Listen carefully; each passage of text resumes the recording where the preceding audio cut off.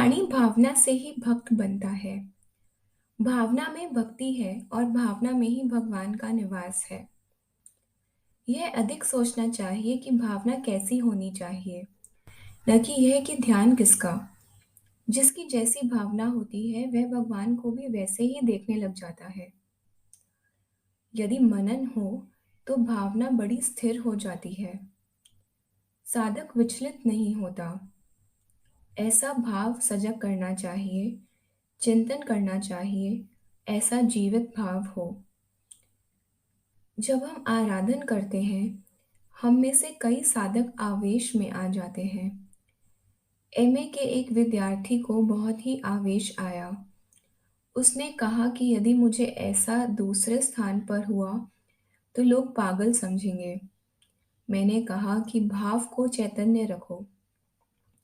यह समझो कि तुम ही कार्य करता हो, क्योंकि आप ही तो काम करते हैं। आपके अतिरिक्त तो कोई है नहीं। आप संयम रखो।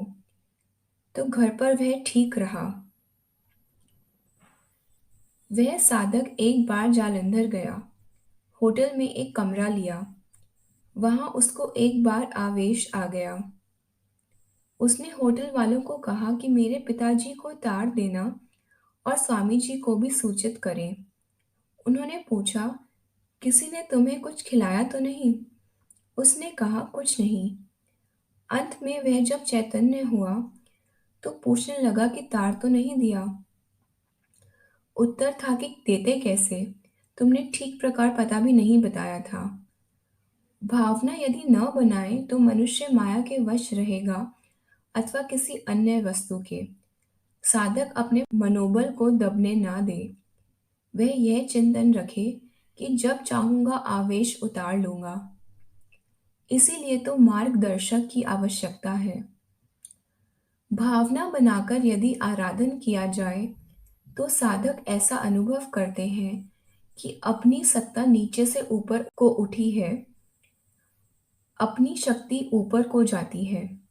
कोई सुषुम्ना से और प्राणायाम वाले प्राण से इसे मिलाते हैं, पर यह तो कुछ हुआ नहीं। प्राण तो बाहर भी जाता है। यह समझना चाहिए कि माया की अविद्या की ग्रंथि टूटी। एक साधक ने मेरी पुस्तक में शक्ति के विषय में इकट्ठे लिखे श्लोक पढ़े। बहुत बात पूछा करता। परिणाम यह हुआ कि विद्वान होते हुए भी गड़बड़ा गया। कहने लगा, शक्ति ने कहा है कि नमक ही खाना, मक्खन ही खाना आदि। मुझे भी ऐसी अवस्था में मिला। उसकी भावना मैंने समझी और उसे समझाया, किंतु वह भावना को समझा नहीं। अंत में वह चल बसा। हमारे भीतर अन्य कोई नहीं है। मैंने पहले भी कहा कि भगवान की कृपा तो कोमल है, वह सुख देने वाली है। वह अपने आप को क्यों हानिकर हो। जो माँ लड़के की पीठ पर अन्य प्रकार हाथ फेरे, वह तो माँ नहीं, डायन है। हाँ, पुकार होनी चाहिए। जितनी प्रबल पुकार होगी उतना ही लाभ होगा। जिन ढूंढा तिन पाया। तीव्र उत्कट मांग कभी निष्फल नहीं जाती। भला जिन लोगों ने सन 1910 और सन 1940 के दो महायुद्ध जीते, उन लोगों से आपने सोते हुए स्वतंत्रता प्राप्त की। कैसे? केवल उत्कट मांग के कारण। सन 1929 में लाहौर कांग्रेस में इस मांग का प्रस्ताव पास हुआ तो जवाहरलाल नेहरू आवेश में नाचे।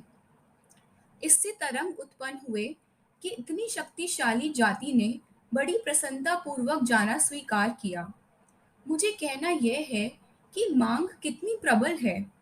अमेरिका पाकिस्तान के समझौते से हिंदुस्तान में बचाव की मांग होगी।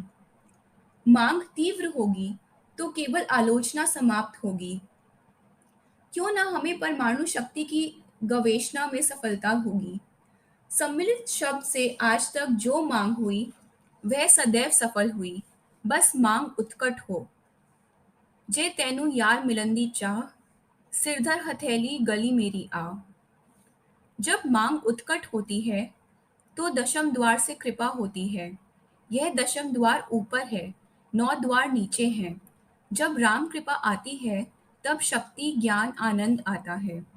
प्राणी ज्ञान से पूर्ण हो जाता है, हर्ष उसे होता है। ये राम कृपा के चिन्ह हैं। अज्ञात ढंग से वह आती है। जब देव दया का अवतरण हुआ और अपनी शक्ति जागी, तो उसका सहस्त्र कमल में सत्पुरुष द्वारा मेल होता है। स्पाइनल कॉलम, संतों की वाणी में कमल नाल, वह ठीक है कि नीचे का रस ऊपर जाता है। इसमें अखरोट के समान खाने कंपार्टमेंट्स होते हैं।